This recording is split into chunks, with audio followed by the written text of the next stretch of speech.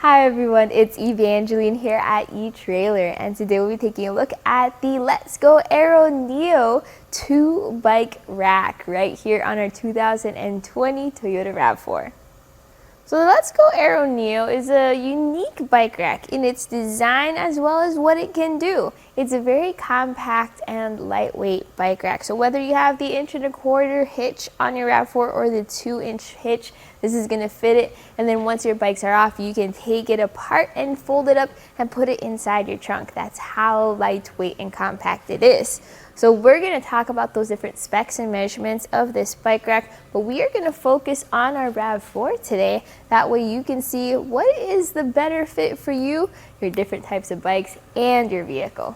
The way our bike is mounted is this has two wheel mounts. So it secures your bike by the front and the rear wheels. So if you have frames of different shapes and sizes, like your children's bikes, your women's bikes, your step-through bikes, even your carbon fiber frame bikes, that's perfectly fine since you're not holding it by the frame, but by the wheels.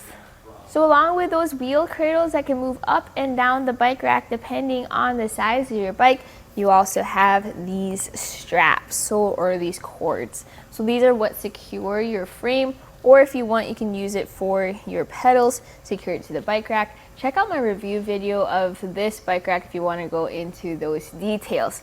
But let's talk about how close this gets to our RAV4.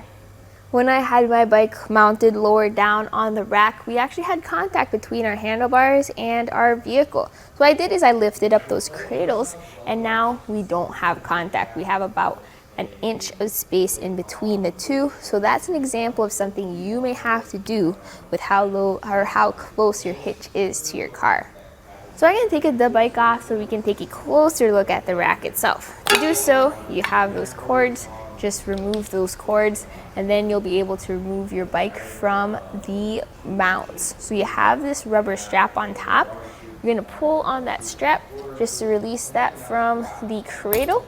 And if you do both sides, you can lift the bike off. So with one on each side, you then have to just kind of maneuver your bike over the rack carefully, and then you are ready to go on a bike ride.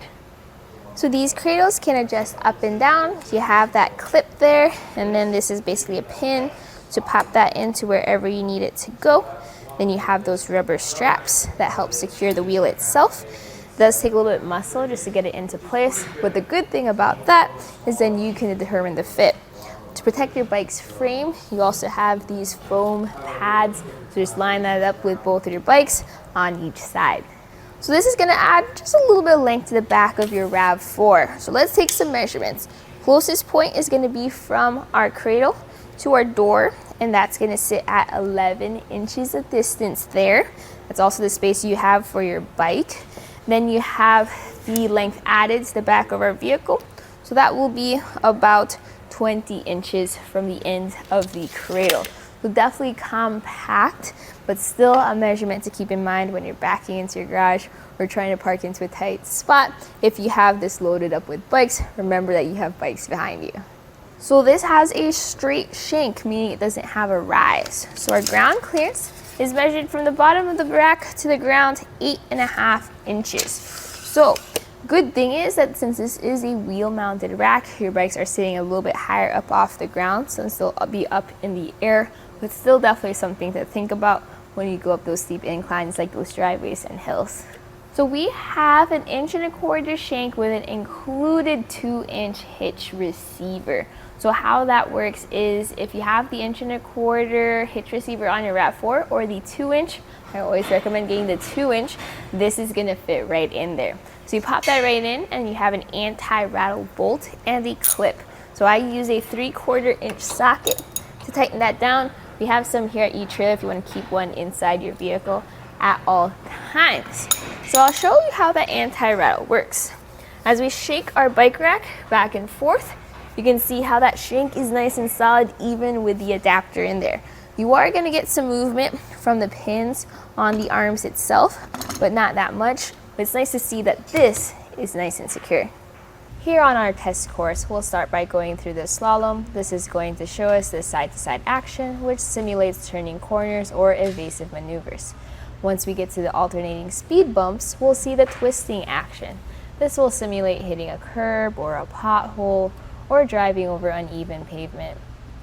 Now lastly, we're going over some full speed bumps, and we can see here the up and down action, and this will just be like driving in and out of a parking lot, garage, or driveway. So my personal thoughts about the Let's Go Aero Neo bike rack is it's definitely lightweight and compact. A really easy solution if you want to carry around the bike rack inside your car for when you need it.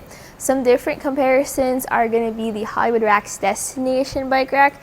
That's going to be more of a platform rack, so then it's going to sit on a platform versus this where it hangs by the wheels.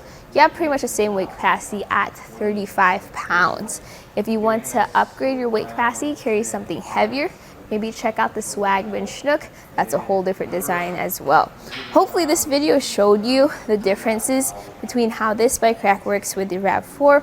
You saw how we had kind of limited clearance, but just enough for our bike. And that will help you get the best fit for you, your different types of bikes, and your car. And that was a look right here at our Let's Go Aero NEO2 bike rack on our 2020 Toyota RAV4.